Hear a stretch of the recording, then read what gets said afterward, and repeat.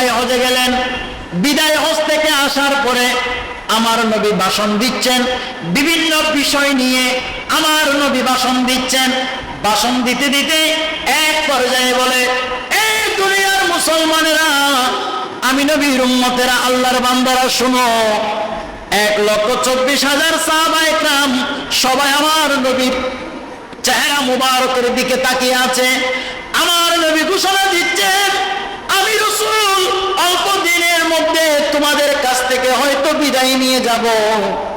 আমি নবী যাওয়ার আগে দুইটা জিনিস তোমাদের কাছে রেখে যাচ্ছি। একটা হলো কিতাবুল্লাহ, আর একটা হলো আমি নবীর আহলে বাইত। জোরে বলি। আল্লাহর প্রিয় মাহবুব সাল্লাল্লাহু তাআলা আলাইহি ওয়াসাল্লাম, উনি আমাদেরকে এমন একটা সিস্টেম করে দিয়েছেন, আমাদের জন্য এমন নিয়ামত দান করেছেন, কোন বান্দা, কোন ব্যক্তি, কোন উম্মত তার কলিজার টুকরা ইমামে হাসান, ইমামে হুসাইন রাদিয়াল্লাহু তাআলা আনহুমা, ওনাদেরকে মহব্বত করবে, আল্লাহ ওনাদের ওই মহব্বতের কারণে ওই বান্দার জীবনের গুনাহগুলো মাফ করে দেন। জোরে পড়ি সুবহানাল্লাহ। তো আমি কোরআনে কারীমের মুখতসর আয়াতে কারিমা তেলাওয়াত করেছি। আল্লাহ পাক রব্বুল আলামিন আহকামুল হাকিমিন কোরআনে কারীমের মধ্যে ইরশাদ করে, কুল ইয়া রাসূলুল্লাহ, ইয়া হাবিবাল্লাহ, আপনি আপনার উম্মতদেরকে, আমার বান্দাদেরকে জানিয়ে দেন, আপনি নবী ঘোষণা করেন। আল্লাহ, আমি কি ঘোষণা করব? আল্লাহর মেহবুব নবী সাল্লাল্লাহু তাআলা আলাইহি ওয়াসাল্লাম ঘোষণা করছেন, আমার আল্লাহ আমার নবীর উপর নাযিল করছেন, মেহবুব আপনি ঘোষণা করেন, লা আসআলুকুম আলাইহি আজরান ইল্লাল মাওয়াদ্দাতা ফিল কুরবা। আপনি জমিনের মধ্যে যে দিন, যে দাওয়াত, যে নিয়ামত বান্দাদের জন্য, উম্মতের উপর আপনি ইহসান করেছেন, ওই দাওয়াত, ওই দিন, ওই ধর্ম, এত নিয়ামতের কোনো বিনিময় আপনি নবী চান না। আপনি নবী একটা বিষয় চান, ওই বিষয়টা হচ্ছে আপনার নিকটবর্তী যে আত্মীয়, অর্থাৎ আহলে বাইত, তাদেরকে মহব্বত করা। জোরে বলেন সুবহানাল্লাহ। আমার নওজোয়ান ভাইরা বসেছেন, আমরা দিন ইসলাম থেকে অনেক দূরে। আপনাদেরকে যদি বলা হয় ইসলাম কি, আমার মনে হয় 10 জন যদি উপস্থিত থাকে, 50 জন যদি উপস্থিত থাকে, 50 জন থেকে কমতে কমতে 5 জন, 5 জন থেকে কমতে কমতে 2 জন হয়ে যাবে। আমরা ইসলাম ধর্ম গ্রহণ করেছি, কিন্তু ইসলাম কি আমরা সেটা জানি? একটু কথা বলবেন সবাই। আমরা সেটা জানি? সেটা জানি না। আবার আপনাকে কোনো নাস্তিক প্রশ্ন করলো, আমাদের দেশেও নাস্তিক চলে আসছে। নাস্তিক আসার পিছনে কতগুলো কারণ আছে। নাস্তিক এমনি এমনি আসতে পারে না। নাস্তিক আসার আগে আমাদের কালচারগুলো পরিবর্তন করে দেয়। আপনার কাছে কোন নাস্তিক এসে যদি প্রশ্ন করে, ভাই আপনি তো মুসলমান, ইসলাম ধর্মের, বলে হ্যাঁ আমি মুসলমান, ইসলাম ধর্মের, কিন্তু আপনার ইসলাম ধর্ম, ইসলাম অর্থ শান্তি, ইসলাম অর্থ কি? শান্তি। কিন্তু আপনার ইসলাম অর্থ শান্তি, কিন্তু আপনার ধর্মের মধ্যে তো শান্তি নাই। সকাল সন্ধ্যা মারামারি, সকাল সন্ধ্যা কাটাকাটি, সকাল সন্ধ্যা ঝগড়া বিবাদ, তখন আপনি আটকে যাবেন। আপনার যদি নসিব ভালো থাকে তাহলে আপনি ছুটতে পারবেন, আর যদি নসিব খারাপ হয়ে যায়, আল্লাহর দয়া যদি আপনার উপর না থাকে, তাহলে আপনি বেঁধে যাবেন। তখন আপনি ইসলাম ধর্ম ছেড়ে দিতে বাধ্য হবেন। জোরে পড়ি নাউজুবিল্লাহ। সেজন্য আমার যুবক ভাইয়েরা, নওজোয়ান ভাইয়েরা, যারা আমরা এখন বড় হচ্ছি, আমরা সব সময় চেষ্টা করি পোশাকটা কিভাবে সুন্দর রাখবো, আমরা চেষ্টা করি চুলের কাটিংটা কিভাবে সুন্দর করব, আমরা চেষ্টা করি ভালো হোটেল কোথায় উদ্বোধন হলো, রেস্টুরেন্ট কোনটা ভালো, কোন রেস্টুরেন্ট নতুন খুললো, আমরা সেখানে গিয়ে কিভাবে নাস্তা করব, বন্ধু বান্ধবদের সাথে আড্ডা দিব। কিন্তু এমন অনেক অনেক সময় আমরা দেখতে পাই বন্ধু বান্ধবের সাথে আড্ডা দেওয়ার সময় গাড়ি অ্যাক্সিডেন্ট করে অনেক ভাই দুনিয়া থেকে চলে গিয়েছে, ঠিক কিনা? অনেক ভাই দেখা যায় ঘর থেকে বের হলো, আজকে বন্ধুদের সাথে সেলফি উঠে গিয়ে আড্ডা দিবে, কিন্তু আড্ডা দেওয়ার জন্য বের হলো আর মায়ের কাছে পরিবারের কাছে ফিরে আসার সুযোগ হয়। আবার অনেক ভাই অ্যাক্সিডেন্ট করে ঘর থেকে হাসি খুশি মনে বের হলো, কিন্তু দেখা যায় মার কাছে ফোন আসে, বাবার কাছে ফোন আসে, ভাইদের কাছে ফোন আসে, বলে আপনার সন্তান এখন চট্টগ্রাম মেডিকেল কলেজে, আপনি একটু তাড়াতাড়ি আসেন, নাজিরহাট মেডিকেল কলেজে আপনি একটু তাড়াতাড়ি দেখার জন্য আসেন। আল্লাহ পাক এই ধরনের বিপদ আপদ থেকে আমাদের সকলকে হেফাজত দান করুক, সবাই বলি আমিন। আমাদের সময় আমরা কোথায় ব্যয় করছি? ভালো ভালো রেস্টুরেন্টে খাবার দাবারে, কিভাবে নতুন নতুন পোশাক পরবো, নতুন নতুন আমরা কোন মোবাইল বের হলো, আমরা সেদিকে আমাদের মনোযোগ, ঠিক কিনা ভাইরা আমার? আমি আপনাদেরকে নিয়ে কিছুক্ষণ কথা বলবো, আপনারা শোনার চেষ্টা করবেন, বাস্তব জীবনে আমল করার চেষ্টা করবেন। ইমাম হুসাইন রাদিয়াল্লাহু তাআলা আনহু, উনি আমার নবীর কলিজার টুকরা ছিলেন। জোরে পড়ি সুবহানাল্লাহ। একটু আমার দিকে, সবাই আমার দিকে। ইমাম হুসাইন রাদিয়াল্লাহু তাআলা আনহু যেদিন জন্মগ্রহণ করবেন তার আগে আল্লাহর মেহবুব নবী সাল্লাল্লাহু তাআলা আলাইহি ওয়াসাল্লামের কাছে স্বপ্ন নিয়ে হাজির হলেন, ইয়া রাসূলুল্লাহ, ইয়া হাবিবাল্লাহ, আমি তো আজকে বড় একটা মুসিবত, বড় একটা ভয়ঙ্কর স্বপ্ন দেখেছি। বলে কি স্বপ্ন দেখেছো?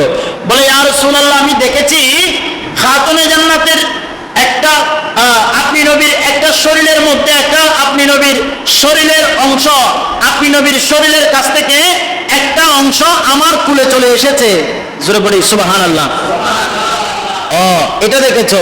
আল্লাহ মেহবুব নবী বলে, চিন্তার কোনো কারণ নাই, আমার ফাতেমার কাছে একজন পুত্র সন্তান আসবে, ওই পুত্র সন্তান দুনিয়াতে আসার সাথে সাথে আগে সর্বপ্রথম তোমার কুলে যাবে, আর ওই পুত্র সন্তানের নাম হবে হুসাইন, আর হুসাইন হলো আমি নবীর একটা অংশ। জোরে বলেন সুবহানাল্লাহ। সবাই একটু মনোযোগ। আমার নবীর একটা অংশের নাম কি? ইমাম হুসাইন। একটু বলি, আমার নবীর একটা অংশের নাম কি? ইমাম হুসাইনের সাথে আমার নবীর অনেক সম্পর্ক, অনেক ঘনিষ্ঠতা। ইমাম হুসাইন রাদিয়াল্লাহু তাআলা আনহু খেলা করছেন আর আমার নবী নামাজ পড়ছেন। জোরে পড়ি সুবহানাল্লাহ। আমার নবী যখন সিজদার মধ্যে গেলেন, সিজদার মধ্যে তাসবিহ পড়তে হয় 3 বার, নয়তো 5 বার, নয়তো 7 বার, এভাবে। ইমাম সাহেব 3 বার পড়ার সময় মুক্তাদিরা যদি একটু তাড়াহুড়া করে পড়ে, তাহলে মুক্তাদিরা 3 বারের জায়গায় 5 বার পড়বে, 5 বারের জায়গায় 7 বার পড়বে। কারণ আমাদের দেশে, আমাদের এলাকায় ইমামের চাইতে মুক্তাদির তাড়াহুড়া বেশি, ঠিক কিনা? ইমামের চাইতে মুক্তাদির তাড়াহুড়া বেশি। ইমাম সাহেব জুমার নামাজ পড়িয়েছেন, জুমার জন্য দাঁড়াচ্ছেন, জুমার নামাজ পড়ায় সালাম ফিরে আনোর 2 মিনিট পরে পিছনে দেখে মসজিদের মধ্যে শুধু কয়েকজন আছে, ঠিক কিনা? কিন্তু জুমার নামাজ মূল নামাজ।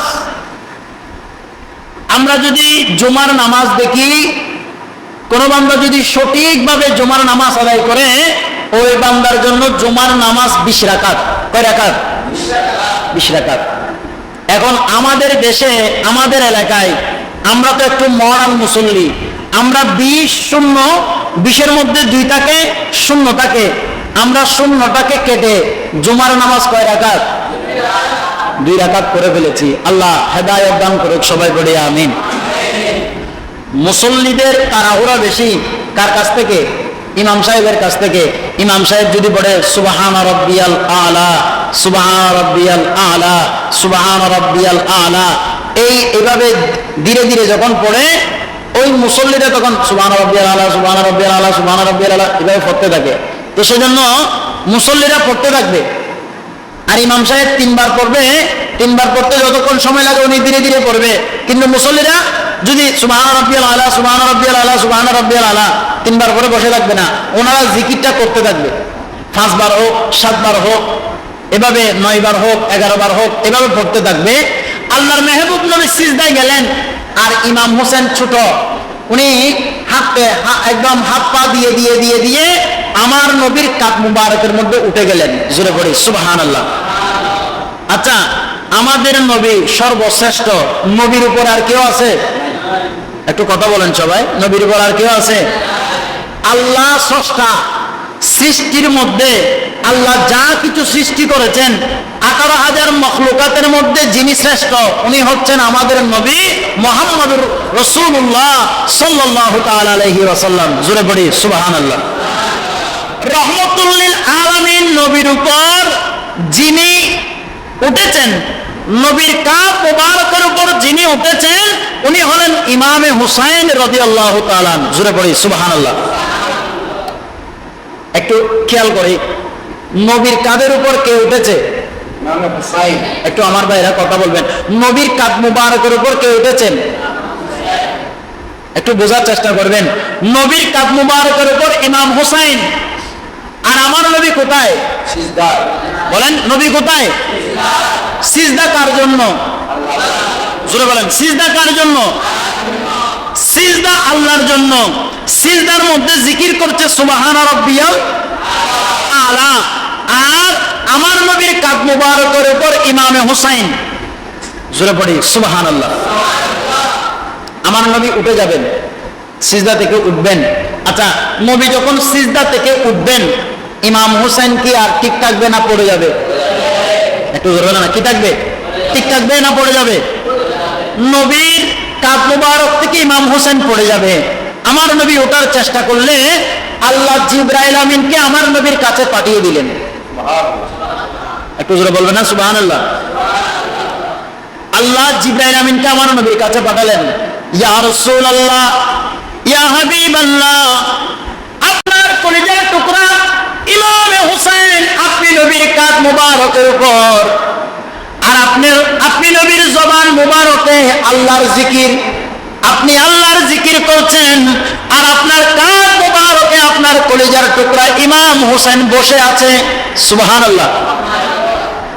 নামাজ আল্লাহর জন্য, সিজদা আল্লাহর জন্য, জিকির আল্লাহর জন্য, নামাজ আল্লাহর জন্য, আর আল্লাহ আমি জিবরাইল আমিনকে পাঠিয়েছেন আপনি নবীকে সংবাদ দেওয়ার জন্য।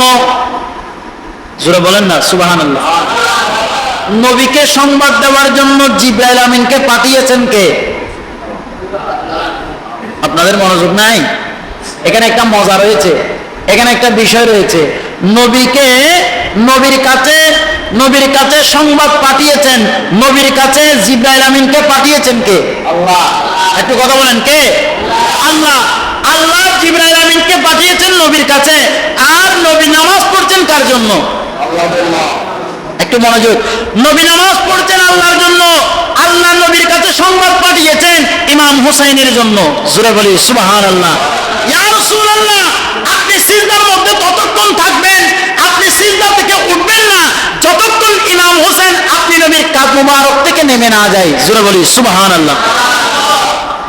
আমার নবীর কাঁধ মুবারকে ইমাম হুসাইন, আর আমার নবীর জবানের মধ্যে আল্লাহ রাব্বুল আলামিনের জিকির, আমার আল্লাহর জন্য সিজদা, ইমাম হুসাইনের কথা, ইমাম হুসাইনের শান কিভাবে হলো, ইমাম হুসাইনের শান কেমন?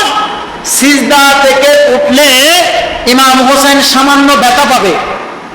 একটু আমার দিকে, ইমাম হুসাইন যখন আল্লাহর নবী যখন সিজদা থেকে উঠলে ইমাম হুসাইন পড়ে যাবে, তাহলে ব্যথা পাবে কে? ইমাম হুসাইন। অনারতে মনোযোগ নাই ফোনলার। এখানে আজ এই মাহফিল কিল্লে দিও, আর কিল্লে গরির আর মহব্বত গরির আল্লাহ নবীল ই বলল সম্পর্ক কেন, শুধুমাত্র ইয়েন বুঝে বেল্লায় কথা গান করছি, শেষ করে দিন। সিজদাতুন উড়িলি ইমাম হোসেন ফরি দেব, সিজদাতুন উড়িলি ইমাম হোসেন ফরি দেব। ব্যথা বেশি পাইব না কম পাইব? না না, সিজদাতুন যদি ফরি দেয় কম পাইব না, এবার যদি 3 তালাতুন ফরি দেয় বেশি পাইব। আর নবীর কাঁধ মুবারকের মধ্যে ইমাম হোসেন, আর নবী যদি আস্তে আস্তে আল্লাহু আকবার কইরে সিজদাতুন উড়ে, ইমাম হোসেন সামান্য করে ফেললি সামান্য ব্যথা পাইব। ইয়তুন ফরি দিলে সামান্য, এখানে খেয়াল করেন, সামান্য সামান্য ব্যথা পাবে, সামান্য ব্যথা এর সহ্য করি না পারবে অনেক যখন না অনেক।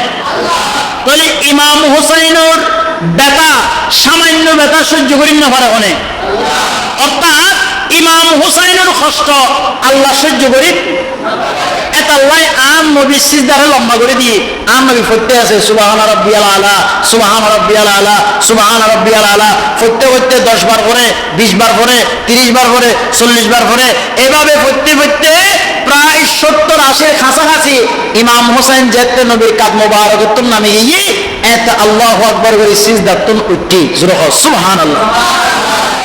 আল্লাহর জিকির বাড়াই দিয়ে নবী, আচ্ছা নবী যেতে জিকির করেন ওয়াকানা কি আলগো দিনে কেসন নবী যেতে সুবহান রাব্বিয়াল আলা হর ইন খড়া হর দে নামাজের ভিতরে না বাইরে, এখানে মনোযোগ, নামাজের ভিতরে না বাইরে, নামাজের ভিতরে কি হর দেখি কেন মাতো না কি হর দে সুবহান রাব্বিয়াল আলা খড়া হর দে নামাজের ভিতরে। আচ্ছা সুবহান রাব্বিয়াল আলা ইন কি নামাজের ভিতরে জিকির করে দে কিন্তু খেয়াল করে, খেয়াল করে হতে ইমাম হোসেন কাদের নামি যাবে জোরহন সুবহানাল্লাহ। আর কথা বুঝাবেন না, ইমাম হুসাইন আন নবীর কাদ মুবারকত আর আন নবী জিকির করে দেখার আল্লাহ, তো জিকির করেন কিন্তু আন নবীর খেয়াল করে মনোযোগ নাই বললে একটু মনোযোগ। ইমাম হুসাইনের আন নবীর খেয়াল হল যে ইমাম হুসাইনের যুগ আর আল্লাহর আল্লাহ সাহেব কি রে আন নবীর জমান হুজুর জোরহন সুবহানাল্লাহ। সামান্য ফিট মুবারকতুন কাদ মুবারকতুন ফরি যাবে যে ইয়ে আল্লাহ সহ্য না করে, আল্লাহ নবীও সহ্য করেন না পারে। কারবালার ময়দানত এজিদ হলে নবীর দুশ্মন হলে ইমাম হুসাইনের দুশ্মন হলে যেতে ইমাম হুসাইনের তীর মাইজি ইমাম হুসাইনের গর্দান আলাদা করে দিয়ে ইমাম হুসাইনের শরীর ক্ষত বিক্ষত করে দিয়ে এতে আর আল্লাহর অবস্থা কেন আছিল আর নবীর অবস্থা কেন আছিল জোরখন সুবহানাল্লাহ। আর আজি এখন মাহফিল করি শহাদায়ে কারবালা ইমাম হুসাইনের মাহফিল করি জি যেবেরে আল্লাহও দেখতে পারে আল্লাহ নবীও দেখতে পারে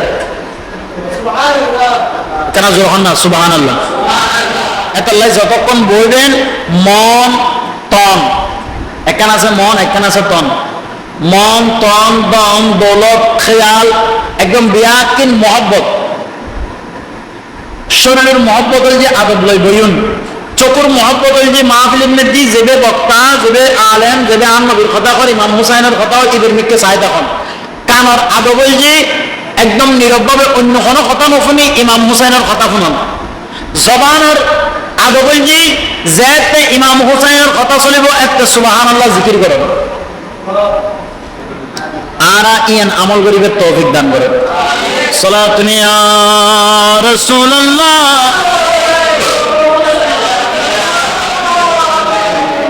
এ হুসাইন নবীজির আওলাদ সালাম জানাই মোরা তোমায় হে হুসাইন নবীজির আওলাদ সালাম জানাই